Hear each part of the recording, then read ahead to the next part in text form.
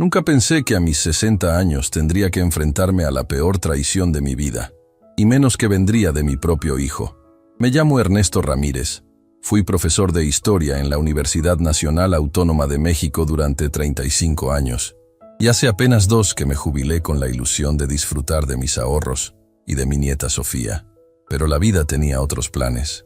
Antes de seguir con esta historia de traición familiar, dale me gusta, suscríbete y comenta desde dónde estás viendo. Tu apoyo es fundamental. Era martes por la mañana cuando decidí ir al banco para hacer un retiro importante. Después de tanto trabajo, finalmente había tomado la decisión de comprar esa pequeña casa en Cuernavaca que tanto soñaba para pasar mis últimos años. Necesitaba revisar mis fondos y confirmar que podía dar el anticipo al vendedor. Al llegar, pedí hablar con mi asesor financiero, algo que no solía hacer a menudo. Don Ernesto, ¿cómo está? Hace tiempo que no lo veíamos por aquí. Me saludó Roberto, el gerente, con una familiaridad que me hizo sentir incómodo. Su expresión cambió cuando le expliqué el motivo de mi visita.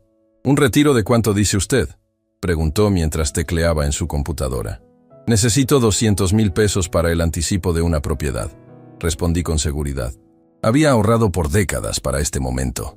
Roberto me miró con una mezcla de confusión y preocupación. Don Ernesto, aquí hay un problema. En su cuenta principal solo quedan 23,000 pesos. El mundo se detuvo. Sentí como si me hubieran dado un puñetazo en el estómago.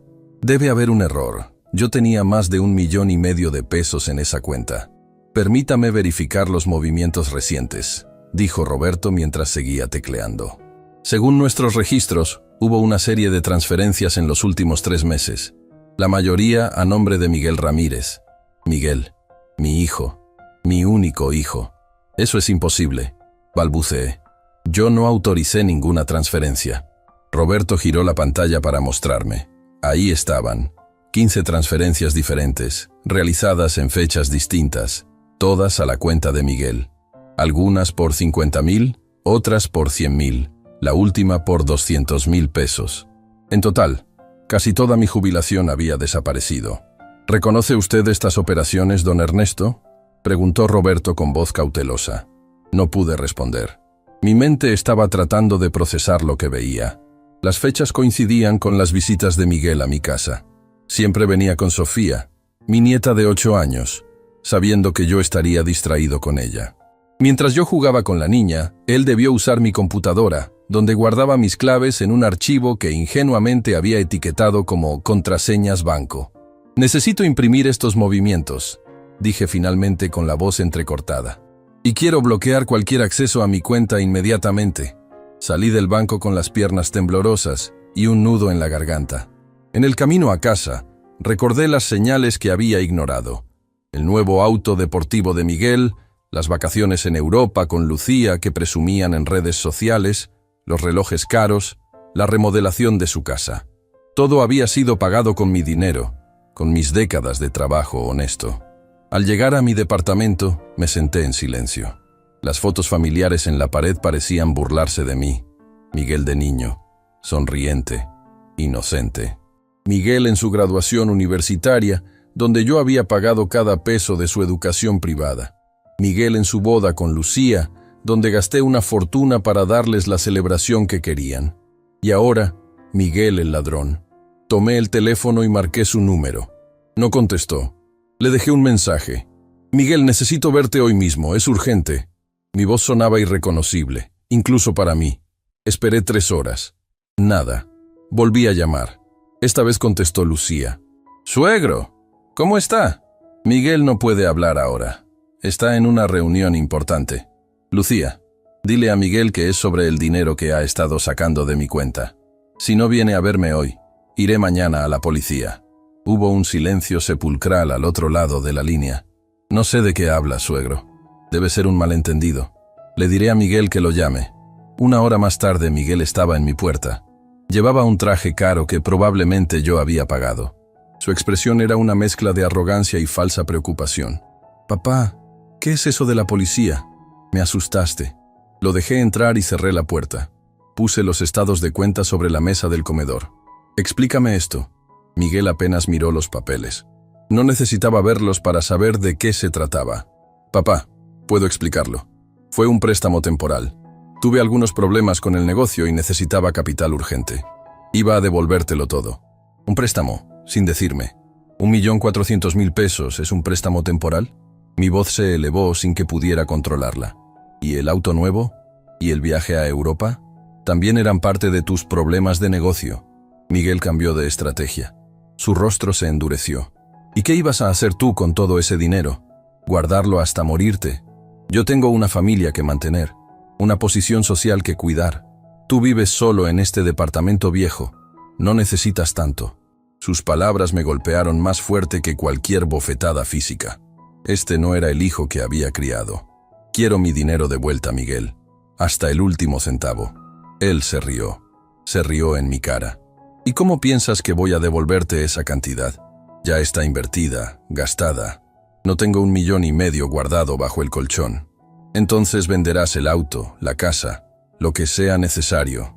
Miguel se levantó, su rostro ahora rojo de ira. No voy a hacer eso. Y si insistes con esta tontería de la policía, olvídate de ver a Sofía otra vez. Sofía, mi nieta, el sol de mis días, la única razón por la que soportaba la arrogancia de Miguel y los aires de grandeza de Lucía. No metas a la niña en esto, dije, ahora con la voz temblorosa. Tú la metiste cuando amenazaste con denunciarme. ¿Crees que a Sofía le gustará visitar a su papá en la cárcel? ¿O que sus compañeritos de escuela se enteren de que su abuelo mandó a prisión a su propio hijo? Lo miré fijamente. Este hombre frente a mí, con mi sangre en sus venas, era un completo desconocido. Te daré una semana, Miguel. Una semana para que me presentes un plan de pago, o venderé mi historia al periódico. Todos tus amigos de la alta sociedad sabrán que tu estilo de vida lo financiaste robándole a tu padre jubilado. Vi el miedo cruzar por sus ojos. La opinión pública le importaba más que cualquier cosa. No harías eso, murmuró. Pruébame. Después de que Miguel se fue, me senté en mi sillón favorito, ese donde solía leer cuentos a Sofía cada domingo. Las lágrimas que había contenido durante todo el día finalmente fluyeron libremente. No lloraba por el dinero, aunque representaba toda una vida de trabajo. Lloraba por la traición, por la muerte de la imagen que tenía de mi hijo y por el miedo de perder a mi nieta. Esa noche no pude dormir. Daba vueltas en la cama pensando en opciones. Si denunciaba a Miguel, efectivamente podría perder contacto con Sofía. Si no hacía nada, no solo perdería mis ahorros, sino también mi dignidad. Necesitaba un plan, pero me sentía demasiado viejo y cansado para enfrentar esta batalla solo. A la mañana siguiente, llamé a la única persona en quien podía confiar, mi hermana Carmen. Siempre había sido la voz de la razón en la familia, y la única que me advirtió sobre los verdaderos colores de Miguel años atrás, cuando yo me negaba a verlos. «Carmen, necesito verte. Ha pasado algo grave. Nos encontramos en una cafetería cerca de su casa». Le conté todo mientras ella escuchaba sin interrumpir, su rostro reflejando primero incredulidad, luego ira, y finalmente una determinación que me dio la primera chispa de esperanza desde que descubrí el robo. «Ernesto, esto no puede quedar así», dijo finalmente. «Miguel necesita aprender una lección, pero entiendo tu preocupación por Sofía. No quiero que ella sufra por los errores de sus padres». Carmen asintió. «Conozco a alguien que podría ayudarnos. Un comisario de policía, Ortega se llama. Es un hombre justo. Podemos hablar con él sin presentar una denuncia formal todavía.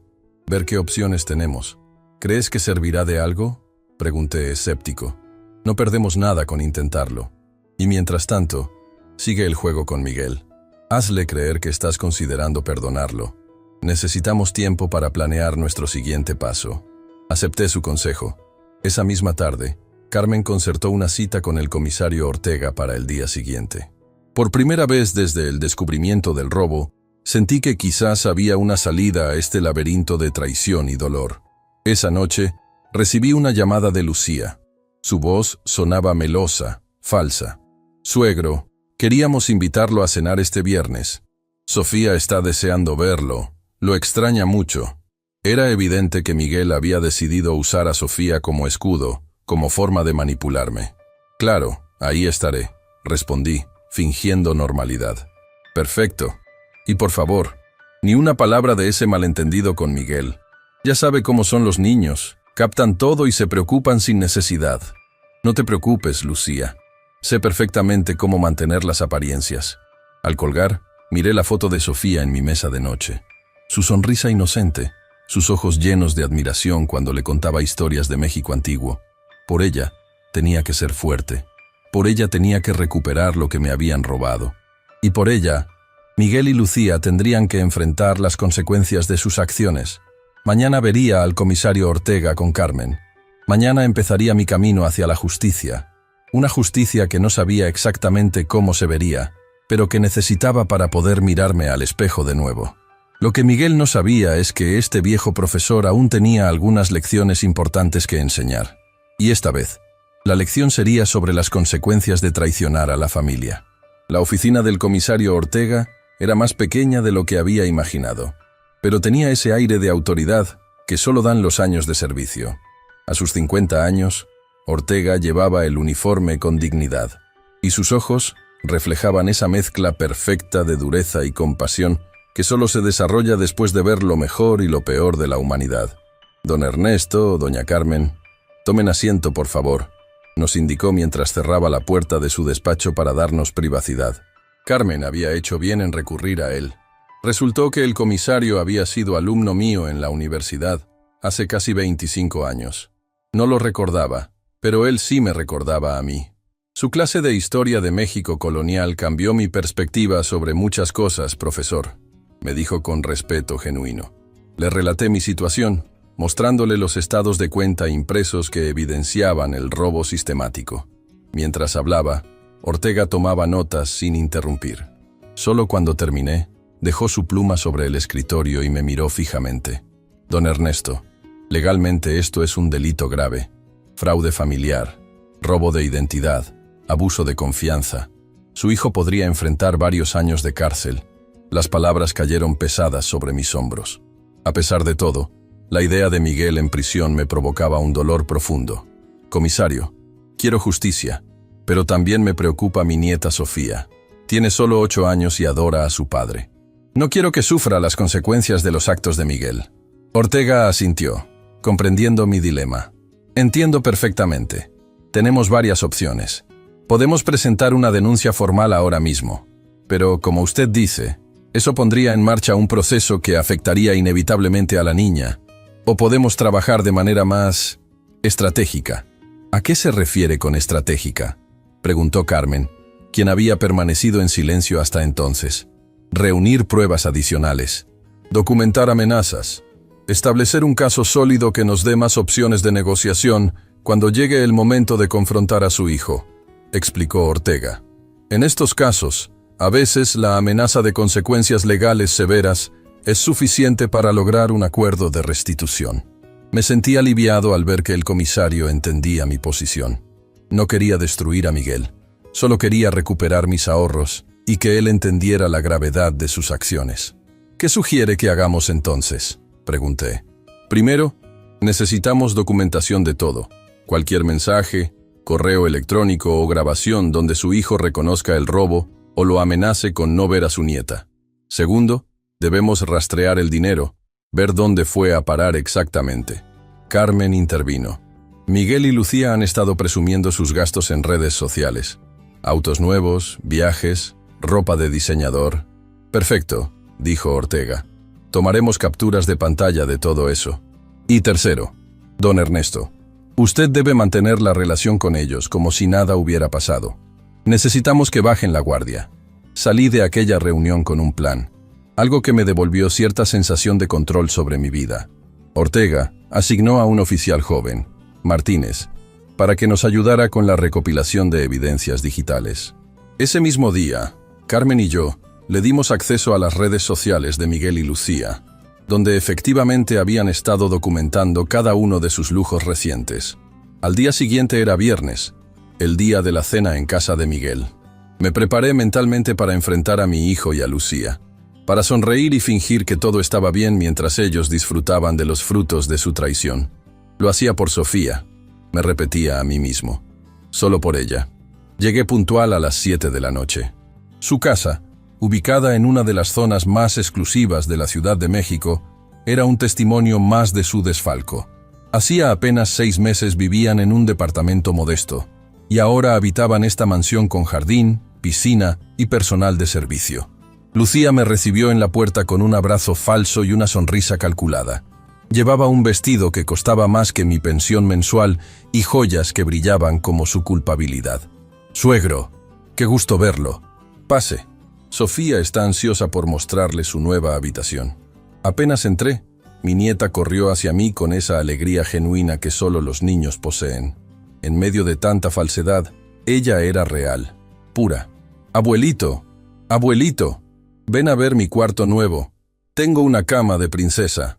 La tomé en brazos, sintiendo cómo su pequeño cuerpo aliviaba momentáneamente el peso de mi corazón. «Claro que sí, mi cielo. Muéstrame todo». Sofía me guió por la casa, señalando con orgullo cada detalle de su habitación de ensueño. Una cama con dosel, estanterías llenas de juguetes nuevos, un closet repleto de ropa aún con etiquetas. Todo comprado con mi dinero, con mis sueños robados. «¿Te gusta, abuelito? Papá dice que ahora somos ricos y puedo tener todo lo que quiera». Tragué saliva, forzando una sonrisa. «Es muy bonito, mi amor, pero recuerda que las cosas más importantes no se compran con dinero». «¿Cómo qué? Como el amor, la honestidad, la dignidad». «¿Qué es dignidad?», preguntó con esa curiosidad infantil. «Es algo muy valioso que tienes dentro de ti y que nadie puede quitarte si tú no lo permites». Miguel apareció en la puerta, interrumpiendo nuestra conversación. «Sofía, deja que el abuelo baje al comedor. La cena está lista». Durante la cena, observé a Miguel y Lucía presumir su nueva vajilla, sus copas de cristal, el vino caro que servían. Hablaban de sus planes futuros, un viaje a Dubái, la compra de otro automóvil, inversiones en propiedades. Cada palabra era una confesión implícita de su crimen. «Y cuéntenos, suegro, ¿ha pensado mejor sobre ese malentendido del banco?», preguntó Lucía mientras servía el postre. «Sí, he estado reflexionando», respondí calmadamente. «Supongo que todos cometemos errores». Miguel y Lucía intercambiaron miradas de alivio. Creían que habían ganado, que su amenaza de alejarme de Sofía había funcionado. «Me alegra que lo vea así, papá», dijo Miguel, levantando su copa. «Por la familia, lo más importante». Alcé mi copa, mirándolo directamente a los ojos. «Por la verdad, hijo, que siempre sale a la luz». Vi un destello de preocupación en su mirada, pero rápidamente recuperó su fachada de confianza. Después de la cena, mientras Sofía me mostraba sus dibujos en la sala, noté que Miguel y Lucía cuchicheaban en la cocina. Aproveché que mi nieta se distrajo con un juguete para acercarme sigilosamente y escuchar su conversación. «¿Crees que sospecha algo?», susurraba Lucía. «No, solo está tratando de intimidarnos. El viejo no hará nada, no puede probar nada y no arriesgará a perder a Sofía.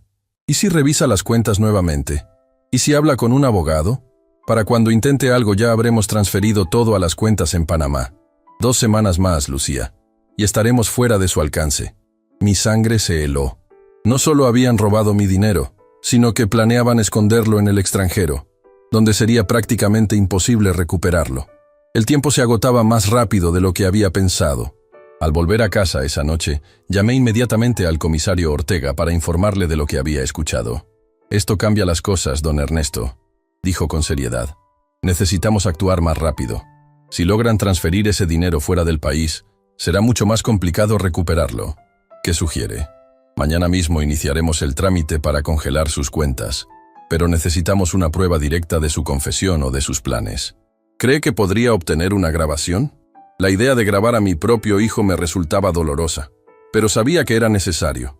Lo intentaré». Al día siguiente, sábado, recibí una llamada de Miguel. Me invitaba a su oficina para resolver nuestras diferencias. Era la oportunidad perfecta. Antes de salir, Martínez, el oficial asignado por Ortega, me entregó un dispositivo de grabación discreto que podía ocultar en el bolsillo de mi camisa. La oficina de Miguel estaba ubicada en un edificio corporativo imponente, otro lujo reciente. Su secretaria me hizo pasar inmediatamente a su despacho, un espacio amplio con ventanales que ofrecían una vista panorámica de la ciudad. «Papá, gracias por venir», me saludó con falsa cordialidad. indicándome que tomara asiento frente a su escritorio de caoba. He estado pensando mucho en nuestra situación. ¿Nuestra situación? Querrás decir, el dinero que me robaste. Su rostro se tensó momentáneamente, pero mantuvo la compostura. Prefiero llamarlo un préstamo no autorizado, y estoy dispuesto a solucionarlo. Te escucho. Miguel sacó una carpeta y la deslizó hacia mí. Este es mi plan de pago. Te devolveré 300,000 pesos ahora mismo, y el resto en cuotas mensuales durante los próximos 5 años. Abrí la carpeta. El documento estipulaba pagos ridículamente bajos que apenas cubrirían una fracción de lo robado, y sin ningún tipo de interés. Además, incluía una cláusula que me obligaría a renunciar a cualquier acción legal. Es una broma. Me robaste 1,5 millones, y me ofreces devolver menos de la mitad en 5 años. Es lo mejor que puedo hacer, papá. Tómalo o déjalo. ¿Y si lo dejo? Miguel se reclinó en su silla de cuero, su expresión ahora abiertamente amenazante. Ya te lo dije. Si insistes con denuncias o escándalos, te olvidarás de Sofía. Lucía y yo estamos considerando mudarnos a Panamá por una oportunidad de negocio. Imagínate lo difícil que sería para ti ver a tu nieta si vivimos en otro país. Era exactamente la confesión que necesitaba. Así que admites que tomaste mi dinero. Por supuesto que lo tomé. ¿Crees que podrías haberte jubilado tan cómodamente si yo no hubiera cuidado de ti todos estos años? Te lo merecías, papá. Siempre fuiste un mediocre, un simple maestro que nunca aspiró a más. Yo tengo ambiciones, visión. Ese dinero está mejor en mis manos. Sus palabras revelaban por fin su verdadera naturaleza. Este no era un error, un momento de debilidad. Mi hijo había planeado fríamente robarme, justificándolo con un resentimiento que nunca había mostrado antes. Nunca imaginé que me odiaras tanto, Miguel. No te odio, papá. Simplemente no te respeto. Y ahora firma este acuerdo y olvidemos todo este asunto. Me levanté lentamente, mirándolo a los ojos. Necesito tiempo para pensarlo. Tienes hasta el lunes. Después, la oferta se retira y comenzaremos los preparativos para nuestra mudanza. Salí de su oficina con el corazón destrozado, pero con la evidencia que necesitábamos. En el auto, escuché la grabación. Cada palabra de Miguel estaba clara, su confesión, sus amenazas, todo. Esa tarde, me reuní nuevamente con Ortega y Carmen. Les mostré la grabación y el documento que Miguel me había entregado. «Esto es más que suficiente», afirmó Ortega. «Con esta evidencia podemos proceder legalmente. Pero antes, don Ernesto, debe estar seguro de lo que quiere hacer. Una vez que iniciemos el proceso formal, no hay vuelta atrás». Miré la foto de Sofía que llevaba en mi cartera. Su sonrisa inocente, ajena al conflicto entre su padre y yo. «Quiero justicia, comisario, pero no a cualquier precio. Si denuncio formalmente a Miguel, ¿qué pasará con Sofía?» «Es complicado», admitió Ortega. «En el mejor de los casos, Miguel enfrentará cargos por fraude y podría recibir una sentencia suspendida si devuelve el dinero. En el peor escenario, iría a prisión. En cuanto a la niña, quedaría al cuidado de su madre, y usted tendría que luchar por sus derechos de visita en un juzgado familiar». Carmen, quien había permanecido en silencio, intervino. «¿Y si buscamos otra solución? Algo que proteja los intereses de Ernesto, pero también el bienestar de Sofía». «Tengo una idea», dijo Ortega después de reflexionar unos momentos. «Podríamos organizar una confrontación controlada. Con la evidencia que tenemos, podemos presionar a Miguel para que acepte un acuerdo justo, sin necesidad de llegar a un proceso judicial completo». «¿Cómo funcionaría eso?», pregunté intrigado. «Básicamente, lo citaríamos a una reunión aquí en la comisaría. Le mostraríamos las pruebas y le explicaríamos las consecuencias legales que enfrentaría si decidimos proceder con una denuncia formal. Luego, le ofreceríamos una alternativa: devolver el dinero completo, firmar un acuerdo legalmente vinculante que garantice sus derechos de visita con Sofía, y someterse a algún tipo de servicio comunitario o programa de rehabilitación». La propuesta de Ortega me pareció sensata. Era una forma de obtener justicia sin destruir completamente a mi hijo, y lo más importante, sin traumatizar a Sofía. «¿Cree que funcionará?», preguntó Carmen, escéptica.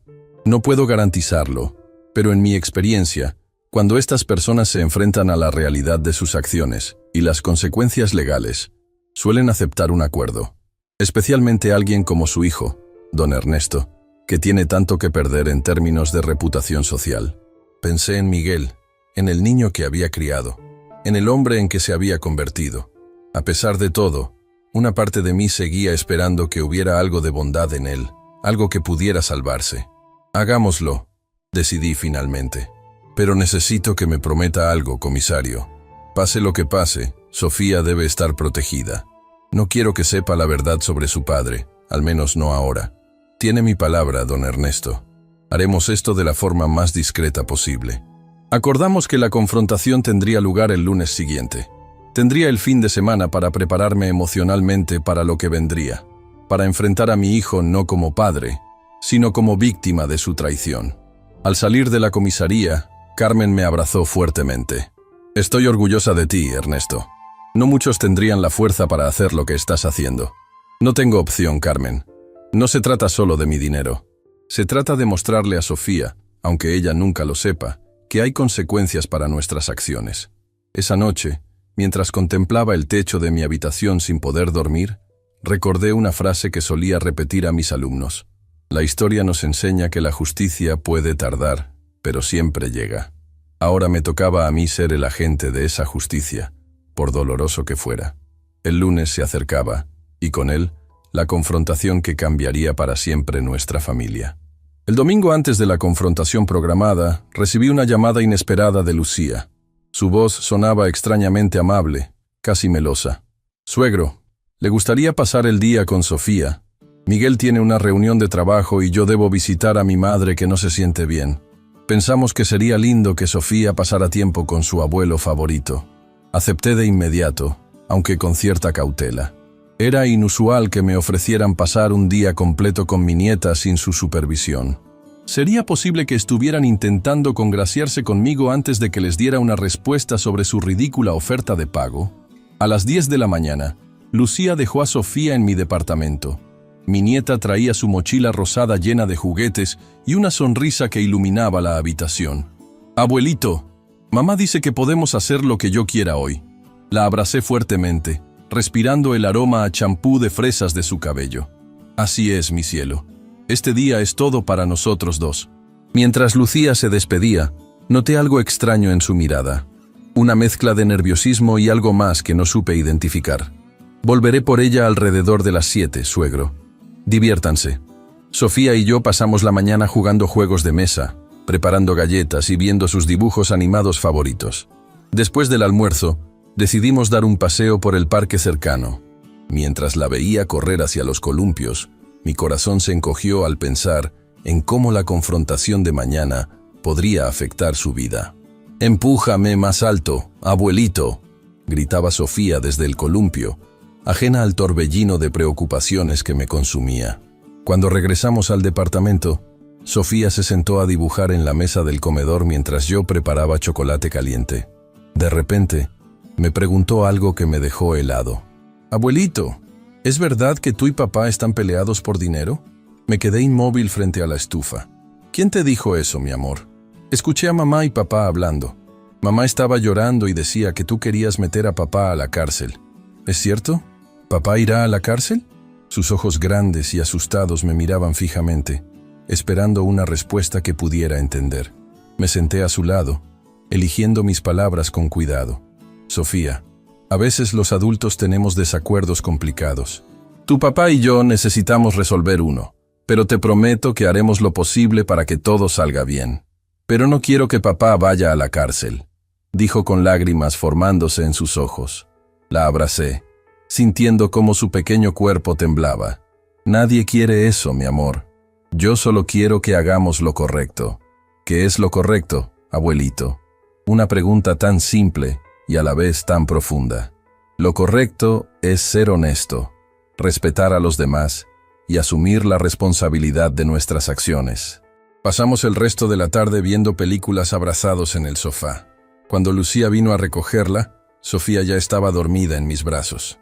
La conversación con mi nieta había removido algo en mí. La imagen de Miguel en la cárcel, por muy merecido que fuera, significaría un trauma terrible para Sofía. Esa noche llamé al comisario Ortega para compartir mis preocupaciones. «Comisario, He estado pensando, ¿es posible resolver esto sin que Miguel enfrente cargos penales? Por Sofía. Hubo un silencio al otro lado de la línea. Don Ernesto, entiendo su preocupación. Podríamos intentar un acuerdo extrajudicial, pero necesitaríamos que su hijo muestre verdadero arrepentimiento y disposición a reparar el daño. Mañana veremos si eso es posible. La mañana del lunes amaneció gris y lluviosa, como si el clima reflejara el peso de lo que estaba por venir. Me vestí con cuidado, eligiendo un traje formal que había usado en mis últimos años como profesor. Quería que Miguel me viera con dignidad, no como un anciano vulnerable. Carmen pasó a recogerme a las 9. Durante el trayecto a la comisaría, permanecimos mayormente en silencio. Las palabras sobraban entre nosotros. Mi hermana entendía perfectamente la mezcla de determinación y dolor que me embargaba. En la comisaría, el comisario Ortega nos recibió en una sala de reuniones privada. Había preparado todo meticulosamente. Copias de los estados de cuenta, capturas de las redes sociales de Miguel y Lucía presumiendo sus lujos, la grabación de nuestra última conversación y un documento legal detallando las posibles consecuencias penales. Miguel y su esposa llegarán en media hora, nos informó Ortega. Don Ernesto, ¿está seguro de que quiere estar presente durante toda la reunión? Podría ser bastante tensa. Necesito estar aquí, comisario. Necesito mirar a mi hijo a los ojos cuando enfrente la verdad. A las 10 en punto, la secretaria del comisario anunció la llegada de Miguel y Lucía. Cuando entraron a la sala, pude ver el shock en sus rostros al verme sentado junto al comisario Ortega y a Carmen. Miguel vestía un traje caro y llevaba un maletín de piel. Lucía, un conjunto elegante que seguramente había comprado con mi dinero. ¿Qué significa esto, papá?, preguntó Miguel, alternando su mirada entre Ortega y yo. Tu mensaje decía que querías discutir el acuerdo en un lugar neutral. Y eso haremos, respondió Ortega, poniéndose de pie y extendiendo su mano. Comisario Ortega, por favor, tomen asiento. Miguel ignoró la mano extendida. ¿Eres policía? ¿Qué clase de trampa es esta? No es ninguna trampa, señor Ramírez. Su padre ha presentado ciertas preocupaciones y estamos aquí para buscar una solución que beneficie a todas las partes. Lucía se aferró al brazo de Miguel, su rostro pálido. Deberíamos llamar a nuestro abogado. Están en su derecho, dijo Ortega calmadamente. Pero antes, quizás quieran escuchar lo que tenemos que discutir. Con visible reluctancia, ambos tomaron asiento frente a nosotros. La tensión en la sala era palpable. Ortega comenzó a exponer metódicamente el caso. Las transferencias no autorizadas, los gastos extravagantes documentados en redes sociales, la grabación donde Miguel admitía el robo y amenazaba con impedir mis visitas a Sofía, y finalmente, la conversación sobre transferir el dinero a Panamá. Con cada nueva evidencia, veía cómo el rostro de Miguel se transformaba. La arrogancia inicial daba paso al miedo, y luego a una furia apenas contenida. Lucía, por su parte, pasó de la indignación a las lágrimas silenciosas.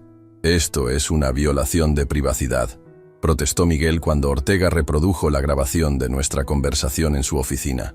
Esa grabación se obtuvo sin mi consentimiento. Cierto, admitió Ortega. Pero la evidencia circunstancial es más que suficiente para iniciar una investigación formal. Y una vez que tengamos una orden judicial, podremos acceder legalmente a todas sus cuentas bancarias, incluyendo aquellas que están gestionando en Panamá. Al mencionar Panamá, Miguel se tensó visiblemente. Era evidente que no esperaba que supiéramos sobre ese plan. ¿Qué es exactamente lo que quieren?, preguntó finalmente, su voz ahora desprovista de la confianza que lo caracterizaba.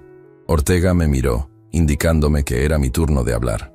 Me enderecé en mi silla, mirando directamente a mi hijo. Quiero 3 cosas, Miguel. Primero, la devolución completa de mi dinero, hasta el último centavo.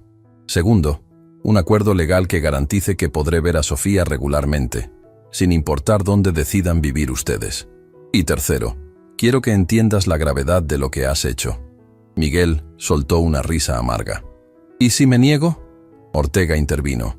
En ese caso, don Ernesto presentará una denuncia formal. Usted enfrentará cargos por fraude, robo de identidad y extorsión. Con la evidencia que tenemos, es muy probable que termine en prisión. Sus cuentas serán congeladas durante la investigación y su reputación profesional quedará irreparablemente dañada. ¿Todo esto por un préstamo familiar? Es ridículo. No fue un préstamo, Miguel. Fue un robo, dije con firmeza. Y lo sabes perfectamente.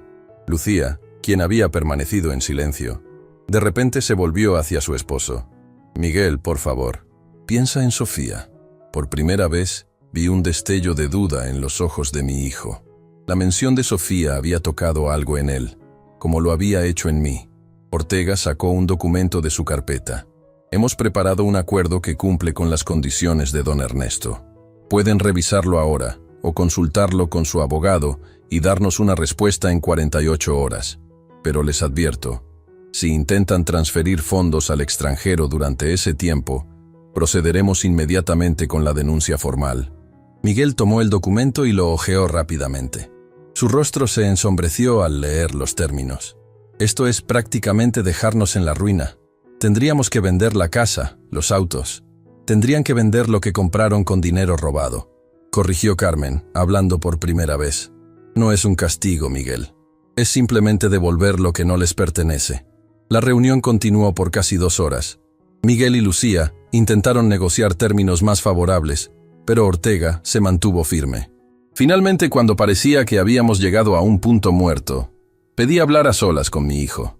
Ortega, Carmen y Lucía salieron de la sala, dejándonos frente a frente, padre e hijo, separados por una mesa y décadas de incomprensiones. ¿Por qué lo hiciste, Miguel?, pregunté. Mi voz ya no acusatoria, sino genuinamente curiosa. Siempre te di todo lo que pude.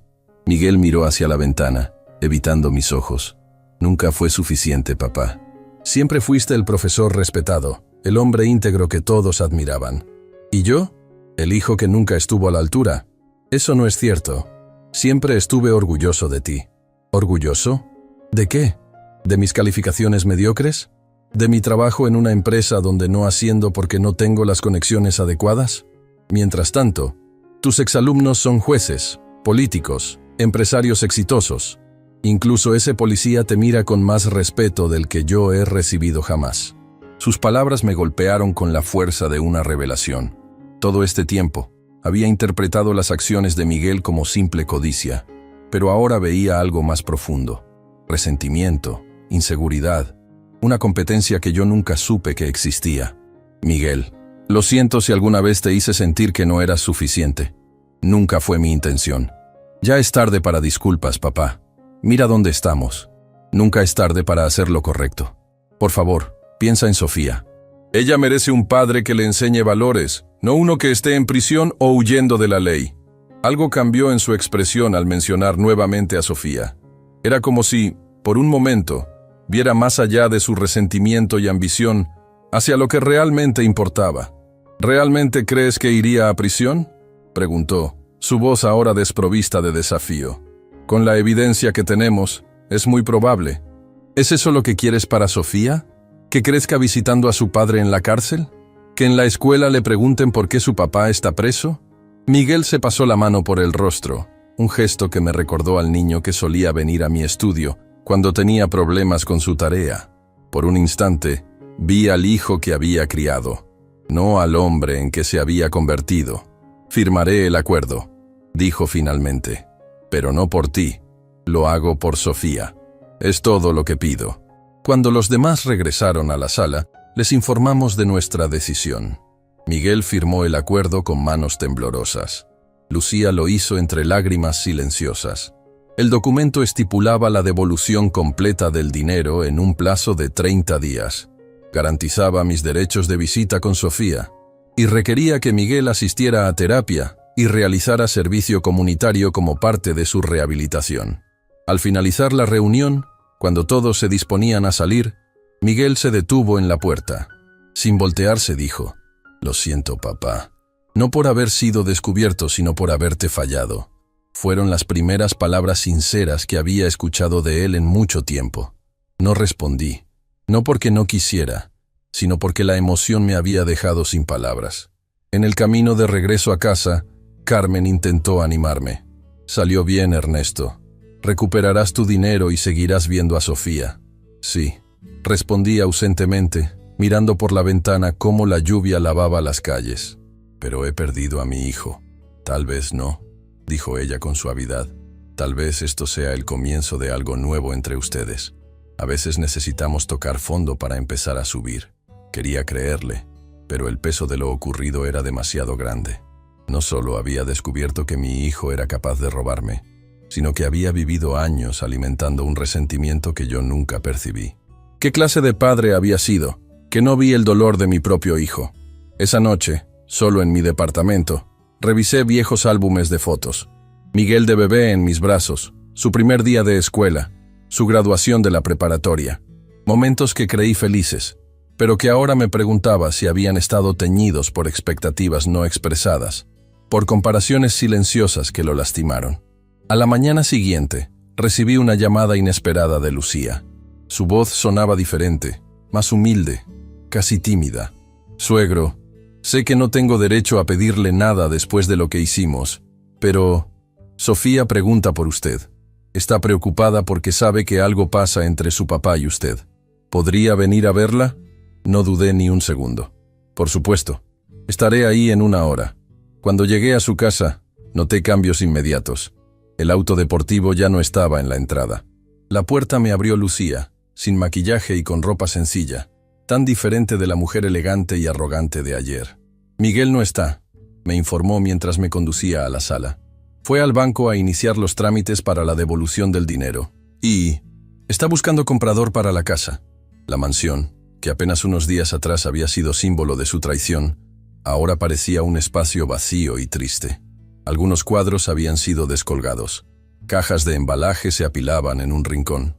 ¿Se mudan?, pregunté. Tendremos que hacerlo. Con la devolución completa y los gastos legales no podemos mantener este lugar. Volveremos al departamento donde vivíamos antes.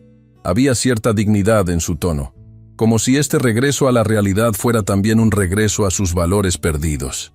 «Abuelito», la voz de Sofía interrumpió nuestra conversación. Mi nieta corrió hacia mí y se lanzó a mis brazos. «¿Ya no estás enojado con papá? Él está muy triste». La estreché contra mi pecho, sintiendo cómo su inocencia me recordaba lo que realmente importaba. «No, mi amor, ya no estoy enojado. Entonces, ¿por qué tenemos que vender nuestra casa? ¿Y por qué mamá y papá lloran en la noche cuando creen que estoy dormida?» Miré a Lucía, quien asintió levemente, dándome permiso para explicar la situación a mi manera.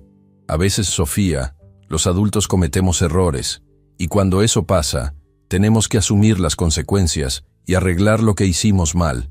Tus papás están arreglando un error, y aunque es difícil ahora, es lo correcto. Como cuando yo rompí el jarrón de mamá y tuve que usar mi domingo para comprar uno nuevo. Sonreí ante su comparación simple pero acertada. Exactamente así, mi cielo. Y después de arreglar sus errores, todo estará mejor. Pasé la tarde con Sofía, ayudándola a empacar sus juguetes para la mudanza.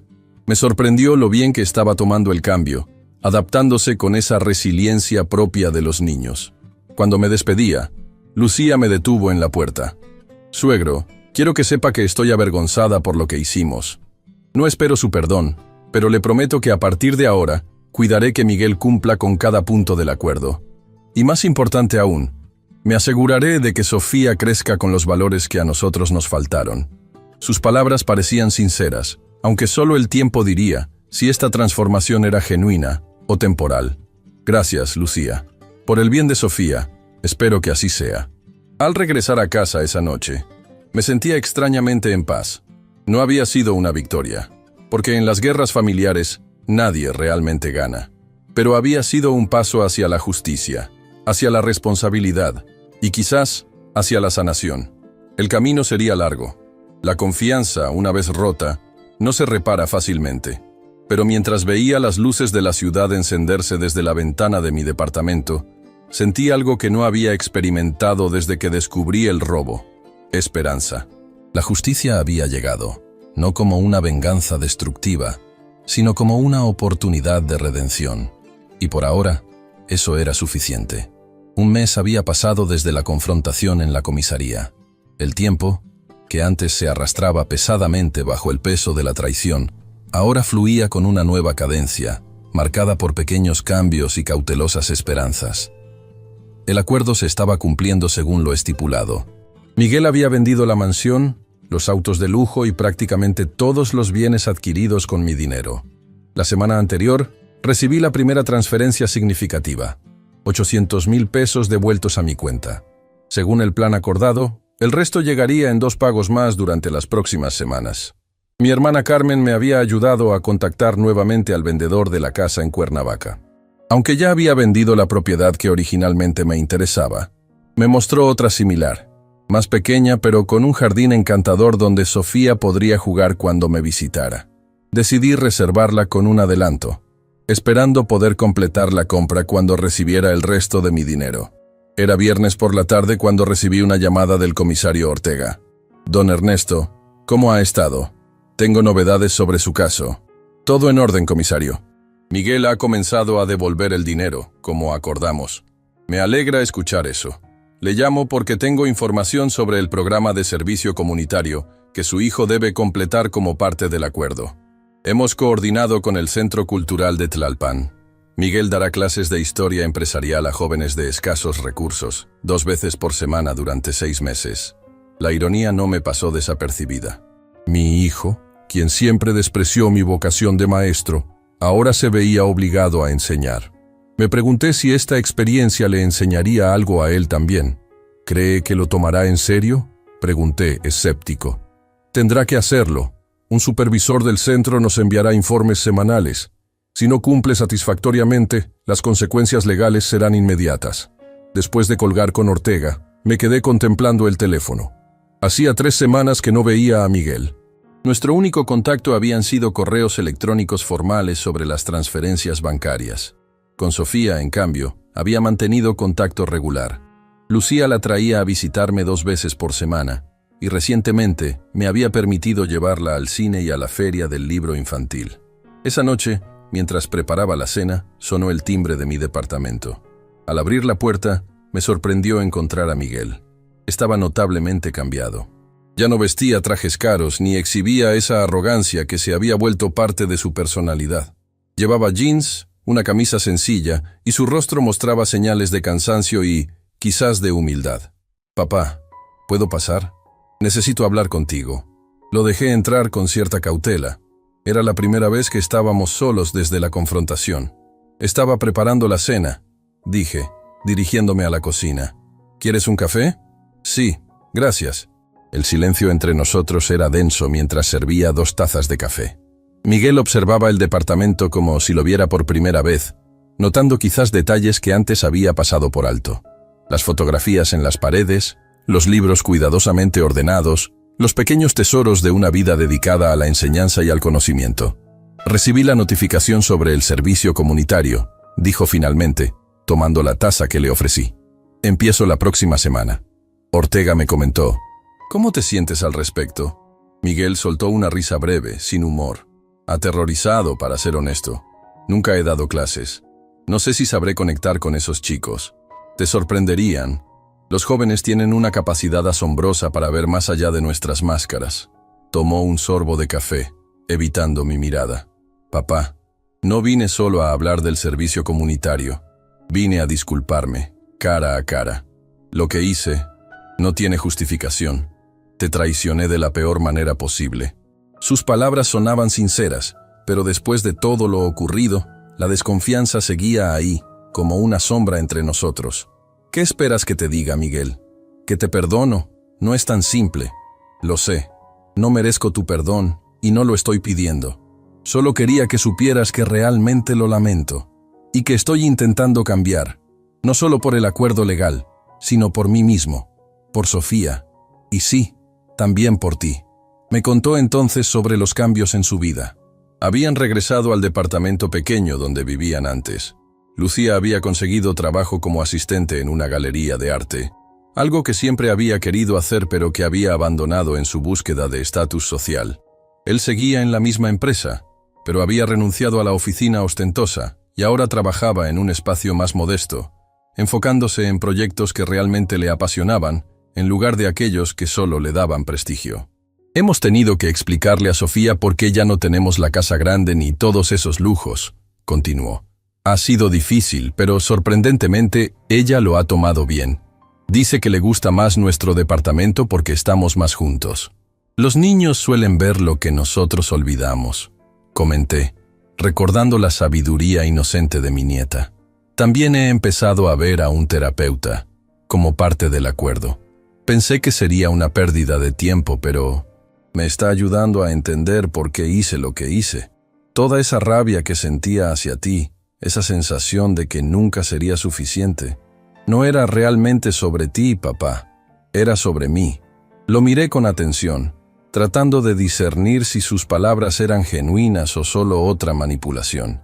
Pero algo en su voz, en la forma en que mantenía la mirada baja, me hizo pensar que quizás, solo quizás, esta vez estaba siendo sincero.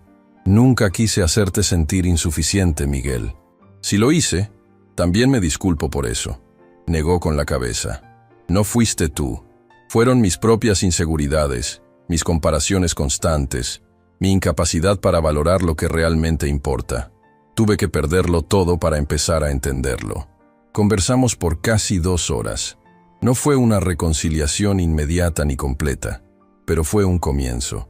Cuando Miguel se marchó, acordamos que la próxima semana vendría con Sofía y Lucía a cenar. Un pequeño paso, pero significativo.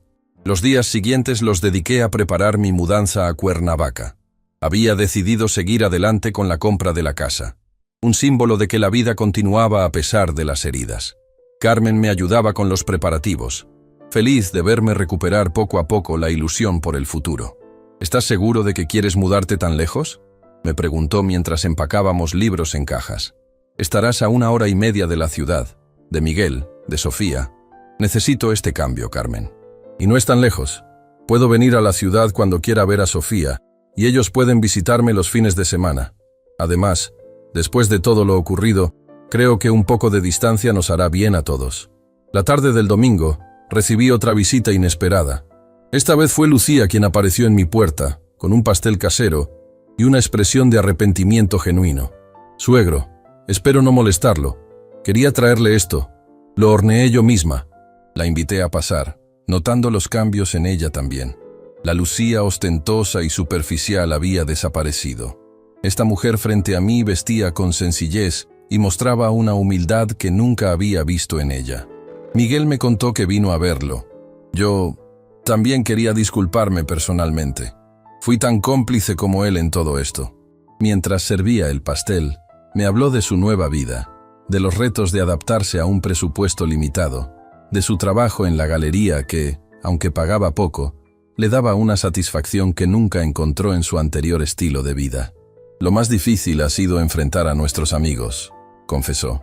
Algunos simplemente desaparecieron cuando supieron que ya no podíamos mantener las fiestas lujosas ni las vacaciones extravagantes. Otros hacen preguntas incómodas sobre por qué vendimos todo tan repentinamente. ¿Y qué les dicen? La verdad, o al menos parte de ella, que cometimos errores financieros graves y estamos enmendándolos. No entramos en detalles, pero tampoco mentimos. Me sorprendió su honestidad. Quizás el golpe de realidad había sido beneficioso no solo para Miguel, sino también para ella. ¿Y cómo está Sofía con todos estos cambios? Una sonrisa genuina iluminó el rostro de Lucía. Asombrosamente bien. De hecho, creo que está mejor que antes. Ahora Miguel pasa más tiempo con ella. Ya no está constantemente trabajando o socializando para mantener apariencias. Juegan juntos, la ayuda con sus tareas. Es como si hubiéramos recuperado algo que ni siquiera sabíamos que habíamos perdido. Antes de marcharse, Lucía me entregó un sobre. Es de parte de los dos. Por favor, ábralo cuando esté solo. Esa noche, después de que Carmen se fue, abrí el sobre. Contenía una carta escrita a mano y un cheque por 100,000 pesos, una cantidad adicional a lo acordado en la devolución. La carta decía: Papá, este dinero es por los intereses del tiempo que estuvimos usando tu dinero. Sé que ninguna cantidad puede compensar la confianza rota, pero queremos que sepas que estamos comprometidos no solo a devolverte lo que te quitamos, sino también a reparar el daño emocional que causamos. La terapia me está ayudando a entender mis acciones. La envidia, la inseguridad y la ambición desmedida me cegaron. Justifiqué el robo diciéndome que de alguna manera lo merecía, que tú no necesitabas tanto dinero, que era solo un préstamo. Mentiras que me conté a mí mismo para no enfrentar la verdad. que estaba lastimando profundamente a la persona que siempre me apoyó. No espero que las cosas vuelvan a ser como antes. Quizás nunca lo sean. Pero estoy trabajando para ser el tipo de hombre que merece ser padre de Sofía. Y algún día, tal vez, merecer nuevamente ser llamado tu hijo. Con profundo arrepentimiento y esperanza. Miguel. Las lágrimas corrían por mis mejillas mientras releía la carta. No era un perdón inmediato lo que sentía, sino algo más complejo. Una mezcla de dolor persistente, esperanza cautelosa y un reconocimiento de que quizás, a través de esta terrible experiencia, mi hijo estaba finalmente madurando. La semana siguiente, como habíamos acordado, Miguel, Lucía y Sofía vinieron a cenar. La tensión inicial fue disipándose gradualmente, especialmente gracias a Sofía, quien llenaba los silencios incómodos con sus historias del colegio y sus planes para cuando visitara mi nueva casa en Cuernavaca.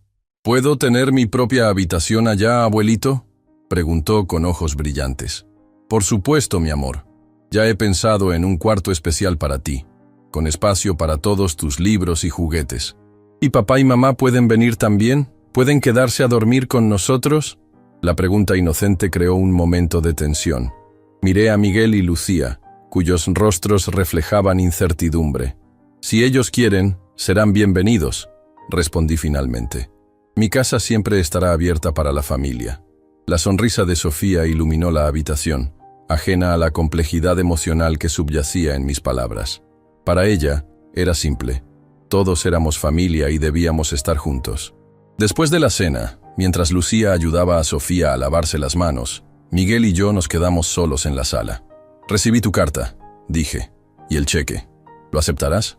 Lo aceptaré, pero no porque lo necesite. Lo acepto como un símbolo de que estás realmente comprometido con la reparación. Asintió, comprendiendo. El jueves tengo mi primera clase en el centro cultural. Estoy nervioso. Lo harás bien. Solo recuerda que esos jóvenes no necesitan impresionarse con títulos o logros. Necesitan sinceridad, respeto y la sensación de que realmente te importan. ¿Así era contigo? ¿Con tus estudiantes? Intentaba que fuera así. La enseñanza no se trata de demostrar lo mucho que sabes, sino de inspirar a otros a descubrir lo mucho que pueden aprender. Una sonrisa tímida apareció en su rostro. Tal vez debería pedirte algunos consejos antes de empezar. Cuando quieras. Tengo más de 30 años de experiencia para compartir. Era un pequeño momento de conexión, frágil pero real.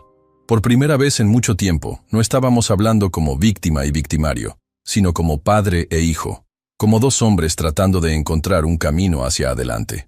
3 semanas después, me mudé oficialmente a Cuernavaca. La casa era todo lo que había soñado. Tranquila, con un jardín lleno de flores y árboles frutales, a poca distancia del centro histórico. Carmen me ayudó con los últimos detalles de la decoración, incluyendo una habitación especial para Sofía, pintada en tonos pastel y con una pequeña biblioteca llena de libros de cuentos. El primer fin de semana en mi nueva casa, invité a Miguel, Lucía y Sofía a visitarme. Para mi sorpresa, aceptaron. Llegaron el sábado por la mañana, con Sofía corriendo inmediatamente a explorar cada rincón de la casa, mientras Miguel y Lucía me ayudaban a desempacar las últimas cajas. Durante el almuerzo en el jardín, Miguel compartió sus experiencias en el centro cultural. Para mi asombro, hablaba con entusiasmo genuino sobre sus estudiantes, sobre cómo había adaptado sus clases para hacerlas más interactivas y sobre un proyecto especial que estaba desarrollando con ellos. Hay un chico, José, que me recuerda un poco a mí a su edad. Inteligente pero inseguro, siempre comparándose con los demás. Estoy tratando de ayudarlo a ver su propio potencial. Lo escuché con atención, reconociendo en sus palabras ecos de mis propias experiencias como maestro. Quizás, después de todo, había algo de mí en él que finalmente estaba floreciendo. Esa noche, después de que Sofía se quedara dormida en su nueva habitación, los 3 adultos nos sentamos en el porche, contemplando las estrellas que brillaban con una claridad imposible de ver en la ciudad.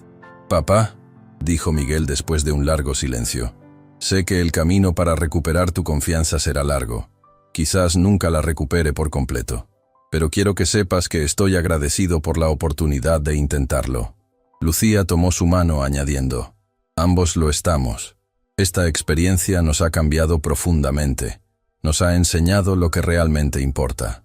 Miré a estos dos jóvenes, tan diferentes de las personas arrogantes y codiciosas que había confrontado meses atrás. El dolor de la traición seguía ahí, pero junto a él había surgido algo nuevo. La posibilidad de un futuro diferente, uno construido sobre lecciones dolorosas pero necesarias. La vida es un constante aprendizaje, dije finalmente. Yo también estoy aprendiendo, a perdonar, a reconstruir, a valorar lo que queda en lugar de lamentar lo perdido. A la mañana siguiente, desayunamos juntos en el jardín. Sofía insistió en que le enseñara cada planta, cada flor, mientras Miguel y Lucía preparaban el almuerzo. Era una escena doméstica ordinaria, pero para mí representaba algo extraordinario, la lenta reconstrucción de nuestra familia. Cuando llegó la hora de que regresaran a la ciudad, Sofía me abrazó con fuerza. ¿Vendremos el próximo fin de semana también, abuelito? Miré a Miguel, quien asintió con una sonrisa cautelosa. Si tu abuelo está de acuerdo, nos encantaría volver. Mi puerta siempre estará abierta para ustedes, respondí, y lo decía en serio. Mientras veía alejarse su auto, reflexioné sobre el viaje que habíamos recorrido. Del robo a la confrontación, de la justicia a la redención. No había sido fácil, y las cicatrices permanecerían siempre. Pero también había surgido una nueva comprensión, una apreciación más profunda de lo que significaba ser familia. La justicia había llegado, no como un castigo final, sino como un comienzo. Mi hijo había pagado por sus errores, no solo económicamente, sino también enfrentando las consecuencias emocionales de sus acciones. Y en ese proceso, quizás había encontrado algo que el dinero nunca podría comprar: integridad, propósito, la oportunidad de redimirse. En cuanto a mí, había recuperado mis ahorros, pero había ganado algo más valioso: la certeza de que incluso en nuestros momentos más oscuros, existe la posibilidad de luz, de aprendizaje, de crecimiento.